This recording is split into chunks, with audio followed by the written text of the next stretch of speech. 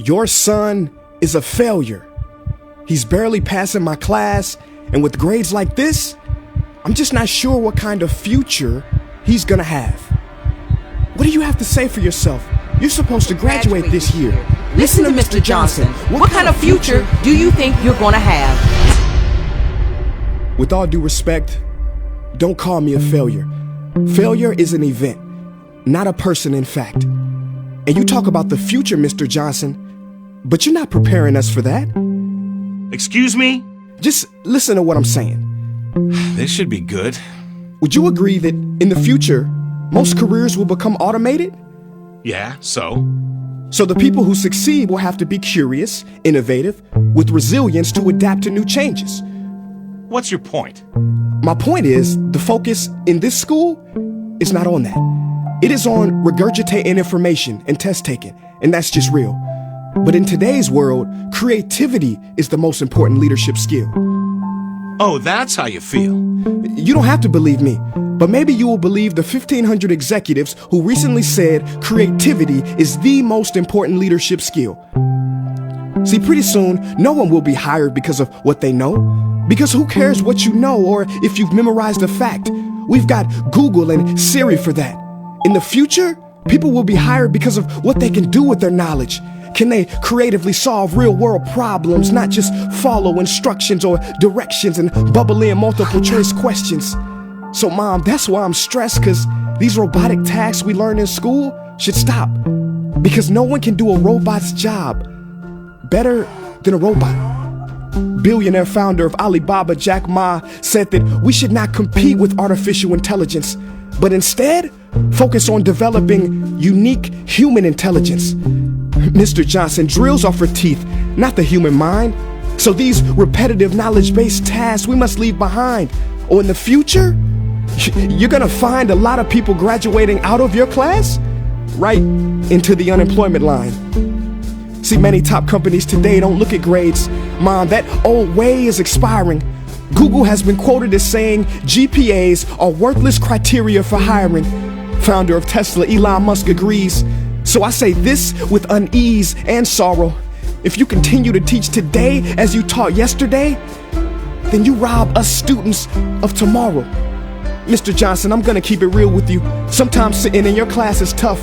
I'm constantly thinking, if I don't look up at the clock, maybe it'll speed up. So I listen to you do my work and pay attention, feeling like an hour had to have gone by. But it was only 3 minutes. So if you wonder why we're bored in class, look, you want to get a kid to hate reading? Give them this, a school textbook. And some people think it's our fault, and that hurts me. They say you can lead a horse to water, but you can't make him drink. And to that I say no. Firstly, you can put salt in that horse's hay and make him thirsty. And if you bring joy in your classroom, you can make any bad student nerdy, as he or she discovers the beauty of truly learning. Mr. Johnson, I mean no disrespect. You have the most important job on this planet. You build, create, and save lives. But if you really care about my future, like you say, then you have to fully commit and ask yourself honestly, how do I prepare a child for a future that doesn't yet exist? Here's a hint. The answer is not found in this. It's using this and this. See, in the future, we will need more passion and compassion. People with inspired hearts and wisdom to uplift this planet. And Mom, I love you, but can I be real? Go ahead. You want to know one of the biggest factors for childhood success? It's not IQ. It's family meals. And we haven't had one of those in a while.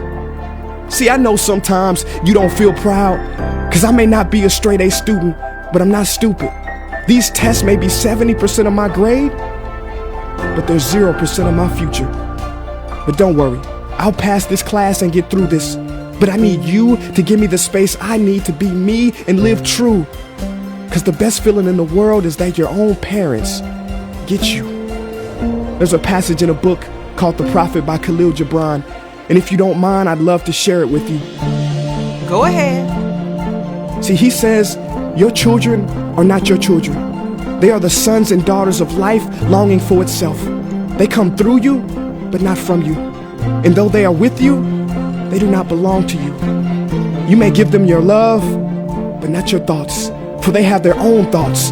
You may house their bodies, but not their souls, for their souls dwell in the house of tomorrow.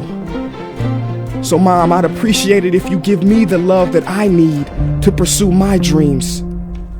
See, if we are to succeed, all three of us need behavior change on all fronts. We talk about the future, but the future is now, and it is created now by all of us. I've never heard you speak like that before. Yeah, I didn't know. But I'm going to reach out to administration and try to change some things. You have my word.